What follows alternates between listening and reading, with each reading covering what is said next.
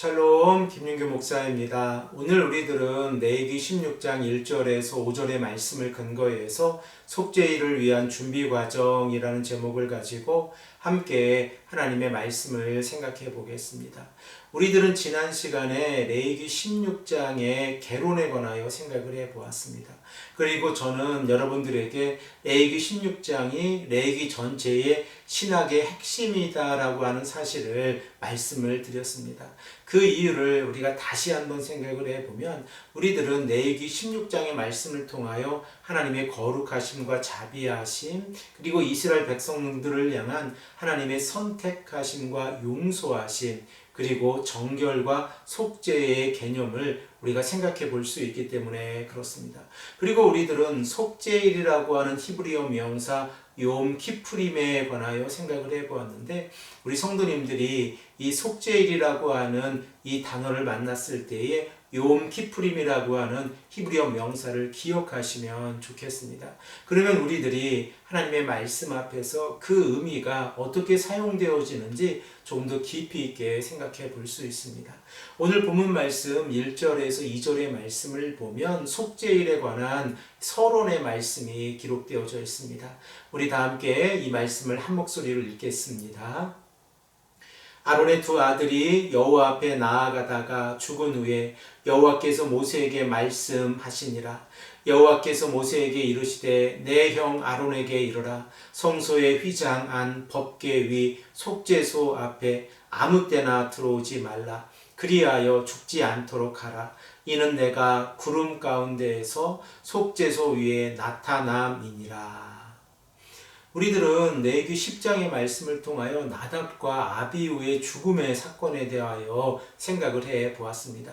그리고 16장 1절의 말씀에서 하나님께서는 다시 한번 이 나답과 아비후의 죽음을 상기시키면서 하나님 앞에서 이스라엘의 백성들이 속죄일을 지날 때에 거룩이 얼마나 소중한 것인지를 우리에게 말씀을 하고 있습니다. 우리가 너무나 잘 알고 있는 바와 같이 나답과 아비후가 다른 글로 하나님 앞에서 여호와 앞에 분향한 이 사건으로 인하여 그들은 하나님의 거룩을 훼손시켰기에 그 자리에서 죽음을 맞이하였습니다. 그러므로 이스라엘의 백성들이 이 사건을 다시 한번 생각해 볼 때에 하나님께서 아론과 그의 아들들의 이 제사장 위임식을 통하여 하나님께서 아론과 그의 아들들을 받아주시고 그리고 아론이 드린 첫 번째 제사를 받아주셨을 때에 이스라엘의 백성들은 축제의 분위기였습니다. 그러나 나답과 아비후가 하나님의 거룩을 훼손시켰을 때에 이스라엘의 백성들은 언약의 백성들이 거룩한 삶을 살아가는 것이 얼마나 소중한지를 다시 한번 깨닫게 되어집니다. 그러므로 하나님께서는 레위기 16장 1절의 말씀에서 나답과 아비후의 사건을 다시 한번 상기시키시면서 거룩이 얼마나 소중한 것인지를 우리에게 말씀하고 있습니다. 그리고 2절의 말씀을 보면 비록 대제사장이라고 할지라도 성소의 휘장 안 법궤 위에 있는 속죄소 앞에 아무 때나 나타나지 말라, 들어오지 말라라고 말씀을 하고 있습니다. 그리고 만일 누군가가 속죄소에 들어온다고 하면 그는 하나님의 거룩을 훼손하였기에 죽음을 맞이하게 될 것입니다. 그러므로 대제사장은 1년에 딱 한 번 속죄일에만 하나님의 이 거룩한 지성소 안에 들어가서 속죄소 앞에 설 수 있었습니다. 그리고 이 속죄소 앞에 서기 위해서 대제사장은 하나님 앞에서 거룩한 모습으로 있어야 한다는 사실을 우리가 깨닫게 되었습니다. 오늘 본문 말씀 3절에서 5절의 말씀을 보면 속죄일을 준비하는 과정이 기록이 되어져 있습니다. 속죄일 가운데에서 어떠한 제물들이 필요하고 그리고 대제사장은 어떠한 의복을 입어야 하는지 우리에게 말씀하고 있습니다. 우리 다 함께 한 목소리로 3절에서 5절의 말씀을 읽겠습니다.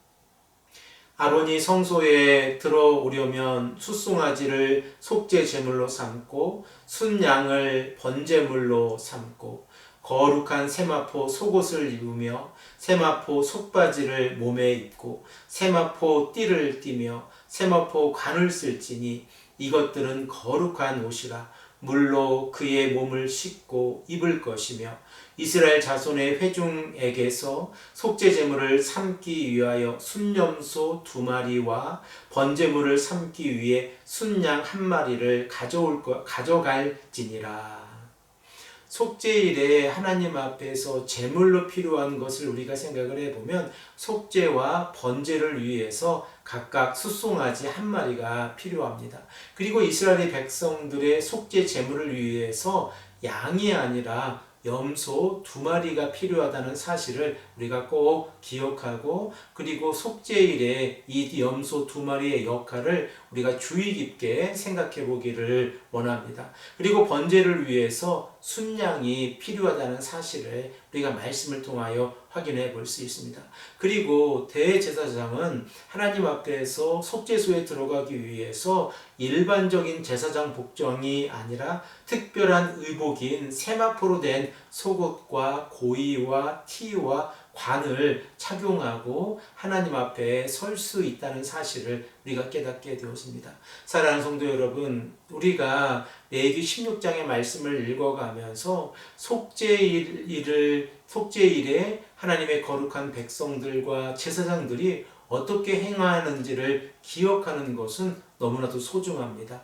그 이유는 하나님께서 대제사장과 이스라엘의 백성들에게 거룩을 요구하고 계신데, 그 거룩을 요구하고 계신 이유를 우리가 생각해 보면 하나님의 자비하심과 용서하심과 속죄의 그 능력이 얼마나 위대하신가를 우리에게 말씀하고 있기 때문에 그렇습니다. 오늘도 이 아침에 우리가 하나님의 사랑을 다시 한번 깨닫고, 또한 예수 그리스도를 이 땅에 보내주셔서 우리를 용서해 주시고 우리를 하나님의 자녀로 삼아 주신 하나님의 능력을 감사하며 하나님께 기도하시는 귀하고 복된 성도님들이 되시기를 간절히 축복합니다. 함께 기도드리겠습니다. 아버지 하나님, 감사합니다. 우리가 레위기 16장의 말씀을 읽어가면서 속죄일을 준비하는 과정에 관하여 생각해 보게 하시니 감사합니다.